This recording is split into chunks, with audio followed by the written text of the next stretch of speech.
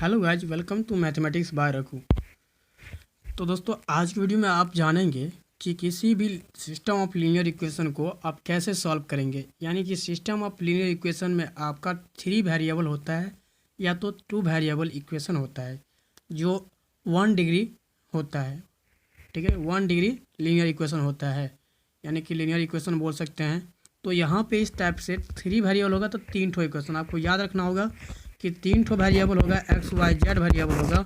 तो इस प्रकार से 3 ठो इक्वेशन होगा। ठीक है, टोटल इक्वेशन कितना होगा? 3 ठो होगा।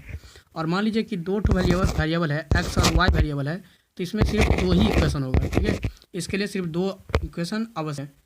इसीलिए जितना वेरिएबल होगा उतना इक्वेशन रहेगा, तो हम आसानी से निकाल लेंगे। ठीक है, चलिए कुछ क्वेश्चन ऐसा होता है, लेकिन यहाँ पे चलिए हम इसमें जानने वाले हैं कि 2 ऑर्डर में रहेगा तो कैसे निकालेंगे और 3 ऑर्डर में रहेगा तो कैसे निकालेंगे। तो आपको ये मालूम होगा कि A1 है और यहाँ पे x है, फिर यहाँ पे B1 है, y है, प्लस में C1 है और z है इक्वल टू D1 है। यानी कि ये हो गया मेरा क्या, तो पहला इक्वेशन बन गया। ठीक है, फिर यहाँ पे A2x हो जाएगा, फिर यहाँ पे B2y हो जाएगा, प्लस में C2z हो जाएगा और इक्वल टू D2 हो जाएगा। फिर यहाँ पे A3x हो जाएगा, प्लस में B3y हो जाएगा, प्लस में C3z हो जाएगा इक्वल टू D3 हो जाएगा। तो इस प्रकार से जो इक्वेशन आएगा, तो इसमें हम लोग क्या करते हैं कि इसके जगह पे अब हम लिखेंगे तो इसमें x को मिटा देंगे। ठीक है, और प्लस जो है प्लस को भी मिटा देंगे, और यहाँ पे y है, y को मिटा देंगे। ठीक है, y को मिटा दिए, फिर प्लस को मिटा दिए। तो इस प्रकार से यहाँ पे z को भी मिटा देंगे, यहाँ पे भी z को मिटा देंगे और d को भी मिटा दिए। ठीक है, तो g को मिटा दिए। तो अब यहाँ पे देखिए ये मैट्रिक्स क्या बन गया हमारा, ये B1 है, तो ये हो गया अब हमारा मैट्रिक्स A बन गया, ये हो गया A मैट्रिक्स। ठीक है, क्लियर। तो इस प्रकार से हमारा B मैट्रिक्स जो आएगा वो B मैट्रिक्स आपका B मैट्रिक्स इस तरीक़ा से कहलाएगा कि जो D1 था वो B और D2 D3 जो था ये हमारा था B मैट्रिक्स के जगह पे। और यहाँ पे X मैट्रिक्स भी होगा, वो आपको X मैट्रिक्स में आपको मान लीजिए 2 ऑर्डर का वेरिएबल तो X Y तक ही लिखेंगे, और 3 वेरिएबल है तो यहाँ पे X Y Z तक लिखिए। जैसे हमारा 3 ठो इक्वेशन था तो यहाँ पे X Y Z तक लिखाएगा, 3 ठो वेरिएबल है उसमें, इसीलिए। ठीक है, और ऐसा भी हो सकता है कि पहला दूसरा इक्वेशन में जो है 3 वेरिएबल होगा और थर्ड इक्वेशन में आपको 2 वेरिएबल भी हो सकता है। ठीक है, तो आप ऐसे भी लिख सकते हैं। चलिए इसके बाद हम क्या करेंगे कि इसे हम कैसे सॉल्व करेंगे। तो A इन्वर्स आप निकाल लीजिएगा और इसको B से मल्टीप्लाई करिएगा और इक्वल टू x लिखिएगा, तो ये हो जाएगा आपका solution of system of linear equation. ठीक है, तो इस प्रोसेस से आप सिस्टम ऑफ लीनियर इक्वेशन को सॉल्व कर सकते हैं x y z का वैल्यू। ठीक है, अब इस दोनों का मैट्रिक्स को मल्टीप्लाई करेंगे तो आपका मैट्रिक्स आएगा और इस तरीक़ा से आएगा। ठीक है, यानी कि ये मतलब मैट्रिक्स जो तैयार होगा तो ये आपको आएगा 3 रो बनेगा और 1 कॉलम बनेगा। ठीक है, और यहाँ पे जो मैट्रिक्स होगा x वो आपको x y और z के जगह पे रहेगा। ठीक है, x y और z के जगह पे रहेगा। क्लियर, तो ऐसा हो सकता है। तो इस प्रकार से आप सॉल्व करिएगा तो आसानी से सॉल्व हो जाएगा। और हम आपको ये एक चीज़ और बताने वाले हैं कि मान लीजिए कि आपका डिटरमिनेंट का वैल्यू आपको 0 आ गया, तो आप इस तरीक़ा के मैट्रिक्स को क्या बोलेंगे, कॉन्सिस्टेंट बोलेंगे या इनकॉन्सिस्टेंट। तो यहाँ पे हम इनकॉन्सिस्टेंट बोलेंगे। ठीक है, इनकॉन्सिस्टेंस, यहाँ पे एस होगा, कॉन्सिस्टेंस। ठीक, कॉन्सिस्टेंट बोलेंगे। और यहाँ पे determinant of A is not equal to 0 आ जाएगा, तो हम लोग इसको बोलेंगे कॉन्सिस्टेंट। क्लियर, तो इसीलिए यहाँ पे ये इनकॉन्सिस्टेंट तब होगा, कॉन्सिस्टेंट तब होगा जब यहाँ पे determinant is not equal to 0 होगा। और determinant is not equal to 0 होता है तो एक चीज़ और बोलते हैं, इसको नॉन सिंगुलर बोलते हैं। ठीक है, नॉन सिंगुलर आप लोगों को नहीं मालूम है तो ये जान लीजिए, इसको हम लोग क्या बोलते हैं, नॉन सिंगुलर बोलते हैं। तो यहाँ पे देख लीजिए, हम लिख नहीं सकते लेकिन यहाँ पे आपको समझा दे सकते हैं। ठीक है, और यहाँ पे नॉन सिंगुलर और इसको बोलेंगे सिंगुलर। ठीक है, सिंगुलर हो जाएगा। तो इस प्रकार से आप निकाल सकते हैं। जैसे कि इस पे एग्जांपल करते हैं नॉन सिंगुलर और सिंगुलर पे। तो सिंगुलर और नॉन सिंगुलर पे जो एग्जांपल करेंगे तो ये क्वेश्चन आपको एक्सरसाइज 4.6 है। ठीक है, जैसा कि आप देख रहे हैं कि ये 2 ऑर्डर का मैट्रिक्स है और ये 2 ऑर्डर का मैट्रिक्स हम बनाएंगे तो यहाँ पे बनेगा 1 और 2 और यहाँ पे 2 3 बनेगा। ठीक है, और ये हो गया ये आपका A मैट्रिक्स बन गया। क्लियर, ये हो गया ए मैट्रिक्स, और यहाँ पे आप बी मैट्रिक्स बनाइएगा तो आपका बनेगा 2 और 3। लेकिन इस सबसे कोई फ़ायदा है नहीं, ठीक है, क्योंकि हमें कंसिस्टेंट और इनकंसिस्टेंट के बारे में पता करना है, ठीक है। तो यहाँ पे हो जाएगा एक्स और वाई, तो ये सब हमको पता करना नहीं है, लेकिन फिर भी हम यहाँ पे ऐसे हमें निकालना पड़ेगा आगे चलकर, जिसमें हमें सॉल्व करना होगा, ठीक है। तो हमें यहाँ पे कंसिस्टेंस के बारे में पता करना है, तो डिटरमिनेंट का वैल्यू निकालेंगे तो हमें क्या निकलेगा, ये देखिएगा तो -1 आ जाएगा, और -1 जो आएगा ये आपका इज नॉट इक्वल टू क्या है, 0 है, ठीक है। ये 0 के बराबर नहीं है, तो 0 के बराबर नहीं है तो इसका मान कितना आ जाएगा, यानी कि इनकॉन्सिस्टेंट हो जाएगा, कंसिस्टेंट हो जाएगा। 0 के बराबर नहीं है तो कंसिस्टेंट हो जाएगा, और यहाँ पे नॉन सिंगुलर बोलेंगे, ठीक है। नॉन सिंगुलर और कंसिस्टेंट दोनों एक ही चीज़ होता है। तो यहाँ पे देख सकते हैं, यहाँ पे निकला हुआ है फर्स्ट क्वेश्चन का, यानी कि ये आ गया the system of linear equation is क्या हो जाएगा, कंसिस्टेंट, ठीक है। इसके बाद नेक्स्ट क्वेश्चन की ओर चलते हैं, क्वेश्चन नंबर 2 है, ठीक है। क्वेश्चन नंबर 2 क्या कर रहा है कि इसमें भी आपका 2 ऑर्डर का मैट्रिक्स है। आप इस तरीके से मैट्रिक्स का वैल्यू, डिटरमिनेंट का वैल्यू आप निकालिएगा तो कितना आएगा, यानी कि डिटरमिनेंट ऑफ ए निकालिएगा तो आपको 2 को 1 से मल्टीप्लाई करेंगे तो 2 आ जाएगा, माइनस में कितना आएगा, 1 को 1 से तो माइनस में 1 आएगा, -1 यानी कि प्लस में 3 आ जाएगा, ठीक है। और नॉट इक्वल टू 0 है, ये 0 के बराबर नहीं है, तो इसीलिए क्या हो जाएगा, डिटरमिनेंट ऑफ ए का वैल्यू 0 के बराबर नहीं है, इसीलिए यहाँ पे क्या हो जाएगा, इनकंसिस्टेंट हो जाएगा, ठीक है। तो इस प्रकार से आप देख सकते हैं थर्ड क्वेश्चन, सेकंड क्वेश्चन का आंसर सॉल्यूशन आपका यहाँ पे मिलेगा। फिर थर्ड क्वेश्चन भी आप बनाइएगा तो आपको सिंगुलर मिलेगा, क्योंकि ये हो जाएगा इनकंसिस्टेंट, ठीक है। सिंगुलर आ गया, डिटरमिनेंट का वैल्यू आपको 0 आ गया, इसलिए यहाँ पे क्या हो गया, इनकंसिस्टेंट हो जाएगा। फिर फोर्थ नंबर क्वेश्चन है, फोर्थ नंबर क्वेश्चन में भी आप थर्ड ऑर्डर का है, इसको भी आप डिटरमिनेंट का वैल्यू निकालिएगा, ठीक है। डिटरमिनेंट ऑफ ए निकालिएगा तो आपका वैल्यू ये जो आएगा, यहाँ पे देख रहे हैं, ये 0 के बराबर नहीं आएगा, ठीक है, यानी कि एक ए आएगा, ए कोई वैल्यू नहीं है, ठीक है। वैसे यहाँ पे कोई नंबर हो सकता है, नेगेटिव हो, पॉजिटिव हो, कुछ भी हो सकता है यहाँ पे, ठीक है। तो इसलिए ए के बारे में कुछ बताया गया नहीं है, और वैसे यहाँ पे क्वेश्चन में भी बोला होगा, एक सेकेंड, क्वेश्चन में नहीं बोला है क्या, देख लेते हैं, क्वेश्चन में कुछ बोला नहीं है, ठीक है। इसीलिए आपको क्या करना होगा, क्वेश्चन में कुछ नहीं बोला है तो इसीलिए आपको ए का value is not equal to 0 लेना होगा, और ये ए का वैल्यू आया है तो इसलिए यहाँ पे क्या हो जाएगा, इनकंसिस्टेंट हो जाएगा, यानी कि कंसिस्टेंट होगा, कंसिस्टेंट हो जाएगा। फिर इस टाइप का क्वेश्चन है 5 नंबर और 6 नंबर भी होगा, ठीक है। 5 नंबर भी ऐसा ही है और 6 नंबर भी ऐसा ही है, ठीक है। तो कृपया आप इनको बना लीजिएगा। और 7 नंबर क्वेश्चन आपका 2 ऑर्डर का है, जिससे हमें इसमें निकालना है एक्स और वाई का वैल्यू, ठीक है। एक्स और वाई का वैल्यू निकालना है, तो हम ऐसे बना के बता देते हैं। यहाँ पे जैसे देख रहे हैं कि क्या लिखा हुआ है, तो 5 लिखा हुआ है, ऐसे हम मैट्रिक्स तैयार करते हैं इसको।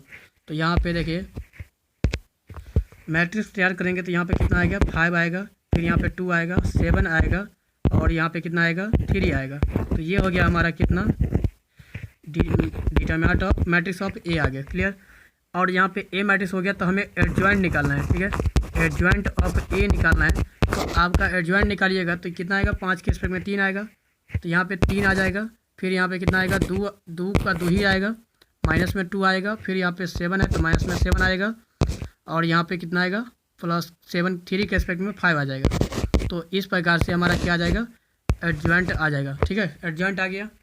देखिए दोस्तों, एडजॉइंट निकालने के लिए हम कुछ किए नहीं है, करना क्या है, सिर्फ यहाँ पे 5 के जगह 3 लिख देना है, ठीक है। इस दोनों को इंटरचेंज कर दीजिएगा अगर 2 ऑर्डर का होगा तो, और इस दोनों के पीछे माइनस लगा दीजिएगा तो इंटरचेंज यानी कि एडजॉइंट निकल जाएगा, ठीक है।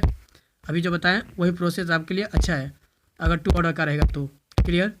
और यहाँ पे ए से डिटरमिनेंट ऑफ ए का वैल्यू निकालिएगा तो ये कितना आएगा, 5 3 जा 15 आएगा, और माइनस में कितना आ जाएगा, 7 2 जा 14, 14 को सब्सट्रैक्ट करिए तो यहाँ पे कितना आ गया, ए, और 1 आएगा, सॉरी 1 आएगा, तो यहाँ पे आ गया 1, और 1 से डिवाइड कीजिएगा तो ये आ गया इन्वर्स। तो इस प्रकार से हमारा इन्वर्स क्या हो गया, इन्वर्स मैट्रिक्स आपका आ गया 3 माइनस में 2 माइनस 7 और 5 आ गया, ठीक है।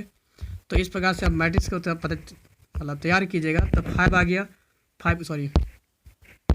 3 आ गया, फिर यहाँ पे कितना आ गया, माइनस में 2, और फिर यहाँ पे माइनस में 7, और यहाँ पे 5 आ गया। और इसको मल्टीप्लाई कीजिएगा आप यहाँ पे इस बी मैट्रिक्स से, बी मैट्रिक्स आपका 4 और 5 है, ठीक है, 4 और 5 है। तो इसको दोनों को गुना कीजिए तो बराबर में एक्स मैट्रिक्स लिखिएगा, बराबर में आपको एक्स और वाई मैट्रिक्स लिखना है और इस दोनों का गुना करिएगा तो आपका आ जाएगा 4 5 20 यानी कि 12 माइनस में 4 तिया 12, 12 में से 10 घटाएंगे तो यहाँ पे 2 बचेगा। ठीक है, फिर यहाँ पे 7 चौक 28 माइनस में आप प्लस में 25 तो माइनस में 3 बचेगा। 2 और माइनस में कितना आएगा, 2 और माइनस में 3 आएगा और ये एक्स वाई के बराबर होगा। क्लियर, तो एक्स वैल्यू कितना आ गया, ये 2 के बराबर, वाई के बराबर -3। तो इस प्रकार से हमारा एक्स और वाई का वैल्यू पता चल जाता है। 2 और माइनस में 3 आ जाएगा, एक्स वैल्यू आएगा एक्स वैल्यू आ गया 2 और वाई का वैल्यू आ गया -3। तो इस प्रकार से देख सकते हैं इसका आंसर भी आपको नीचे मिल जाएगा, 2 और माइनस में 3। ठीक है, इस प्रकार से आप निकालिएगा। तो यहाँ पे क्वेश्चन नंबर 8 भी टू ऑर्डर का है तो इससे भी आप निकाल सकते हैं और ये आएगा आपका नॉन सिंगुलर है यानी कि 0 के बराबर नहीं होगा, मतलब 0 आ जाएगा तो अनडिफाइन हो जाएगा, इसीलिए यहाँ पे 0 के बराबर नहीं है यानी कंसिस्टेंसी सॉल्यूशन है। तो आप इस प्रकार से एक्स और वाई का वैल्यू निकाल सकते हैं क्वेश्चन नंबर 8 का वैल्यू। ठीक है, चलिए इसके बाद है 9 नंबर, भी 2 ऑर्डर का है और इस 9 नंबर को भी क्वेश्चन को ऐसे ही सॉल्व कीजिएगा। फिर इसके बाद है 10 नंबर, 10 नंबर क्वेश्चन भी आपका 2 ऑर्डर का ही है और इसे भी आपको सेम इसी प्रोसेस से करना होगा। क्वेश्चन नंबर 11 है जो 3 ऑर्डर का है, इसे आप सॉल्व करने के लिए कौन सा तरीका अपनाएंगे, तो यहाँ पे ए मैट्रिक्स आएगा और इसको आप निकालिएगा। ठीक है, इसको भी आप निकाल लीजिएगा 3 ऑर्डर का। फिर यहाँ पे बी मैट्रिक्स भी आप लिख लीजिएगा और यहाँ पे एक्स मैट्रिक्स भी लिख लीजिएगा। फिर यहाँ पे आपको ए इन्वर्स निकालना होगा। ठीक है, ए इन्वर्स को बी से गुना करिए और बराबर में एक्स लिख के इस इक्वेशन को सॉल्व कीजिएगा। तो इस प्रकार से आपको निकल जाएगा, ये आपको निकल जाएगा। ठीक है, जैसे कि ए और बी और एक्स और बी लिख दिए, फिर यहाँ पे क्या लिख दिए, डिटरमिनेंट ऑफ ए का वैल्यू निकालेंगे तो यहाँ पे 34 आएगा। ठीक है, फिर यहाँ पे कोफैक्टर निकालेंगे, 3 ठो ये और 3 ठो ये, तो टोटल 9 ठो हो गया कोफैक्टर। और इसके बाद जो इन्वर्स निकालेंगे तो इतना आ गया और इसमें अब मल्टीप्लाई करेंगे तो यहाँ मल्टीप्लाई करेंगे तो यहाँ पे ए इन्वर्स को बी से मल्टीप्लाई करेंगे तो एक्स के बराबर लिखेंगे तो यानी कि एक्स बराबर इतना आ जाएगा और फाइनली सॉल्व करके 1/2 और 3 आ जाएगा। तो इस प्रकार से एक्स वैल्यू 1/2 और यहाँ पे माइनस में 3/2 आ जाएगा। क्लियर, यहाँ पे लिखा हुआ है। इसके बाद क्वेश्चन नंबर 12 नंबर है। ठीक है, क्वेश्चन नंबर 12 में भी आप इस तरीक़ा से 3 ऑर्डर का इक्वेशन होगा और इसको आप सॉल्व कर सकते हैं। जैसा कि एक प्रोसेस का सवाल बन गया है तो इस दूसरा तरीका का भी दूसरा प्रोसेस, मतलब क्वेश्चन भी इसी प्रोसेस का है, आप उसको सॉल्व कर सकते हैं सेम प्रोसेस से। So please solve this question based to question number 11। तो आप इस तरीक़ा से आप क्वेश्चन को बना सकते हैं। क्लियर, तो आपको समझ में आ गया होगा। क्लियर, क्वेश्चन नंबर 13 है। क्वेश्चन नंबर 13 में भी आपको ऐसे बनाना होगा और इस तरीक़ा से बनाइएगा जैसा कि देख रहे हैं कि सब कुछ यहाँ पे ए एक्स और बी निकाल लिया, फिर डिटरमिनेंट का वैल्यू निकालेंगे तो 40 आ गया। इसको सॉल्व करेंगे इतना आएगा और ये दोनों मैट्रिक्स को मल्टीप्लाई कर दिए तो आपको x इक्वल टू कितना आ गया, कंडीशन x इक्वल टू इतना आ गया। ठीक है, तो इस प्रकार से हम 4 से डिवाइड करेंगे तो इतना आ गया और x वैल्यू आ गया कितना, इस प्रकार से x वैल्यू आ जाएगा 1, y का वैल्यू कितना आ गया 2 और z का वैल्यू कितना आएगा 1 आएगा, माइनस में 1। ठीक, तो इस प्रकार से हमारा सारे वैल्यू निकल जाता है। So please watch to last, सारे क्वेश्चन आप देखेंगे, लास्ट तक देखेंगे सारे वीडियो को और सारे वीडियो को देखें तो बेहतर अच्छा रहेगा कि आपको समझ में सब कुछ आ जाएगा। ठीक है, क्योंकि एक क्वेश्चन के बेसिक सभी क्वेश्चन बनने वाला है तो आप कृपया सभी वीडियो को यानी क्वेश्चन का सॉल्यूशन आप देखें अंत तक। सभी जितने भी वीडियो अपलोड किए हैं सो शुरू से लेकर आज लास्ट तक यानी कि देखा करें। क्वेश्चन नंबर 14 भी आप इस तरीक़ा से बनाइएगा। ठीक है, ए लिखिए, एक्स लिखिए और बी लिखिए। ठीक, और ये लिखने के बाद डिटरमिनेंट का वैल्यू निकालिएगा। डिटरमिनेंट का वैल्यू आएगा 4, डिटरमिनेंट का वैल्यू आ गया 4 और 4 निकालने के बाद आपका ये पता चल गया कि मतलब कॉन्सिस्टेंट ही होगा, कॉन्सिस्टेंट। तो इस प्रकार से इन्वर्स निकालना होगा। इन्वर्स निकालने के बाद आपको पता चलेगा कि एक्स वाई का वैल्यू हमें कितना आ गया, एक्स का वैल्यू आ गया 2 और वाई का वैल्यू आ गया 1 और यहाँ पे जेड का वैल्यू आ गया 3। तो प्लीज़ subscribe and like our YouTube channel. So please solve this question on the same process of the question 11, 12, 13 and 14 as well as 15 and 16 question is also same. To write this question, this equation three equation are same process to solve question number 11. So find A matrix and B matrix as well as X matrix. So please fill and solve this question to this process of question number 11. So please, this question is cofactor of matrix A and this is the inverse of matrix B. A is this. Then X is equal to A inverse B. So X equal to 1 by 15. So this is the matrix of A inverse and B matrix is 60, 90 and 70. So multiply both matrix multiplying. So find this. We get this is equal to X, Y, Z. This is equal to X, Y and Z. So finally X is 5 and Y is 8 as well as Z is equal to also 8. So this question is X, Y, Z. So X is price of या cost of 5 rupees per kg cost, onion cost, and cost of wheat 8 rupees per kg and the cost of 8 rupees per kg rice. So this is the answer of rate of onion, wheat as well as rice. So this is the exercise of 4.6, the end in this video as well as. So next video is miscellaneous exercise class 12th, so upcoming. So please subscribe and like our YouTube channel. So please guys continue watching my videos on this YouTube channel for class 12th as well as IIT JEE Main and top level exam. So please subscribe or share this videos. So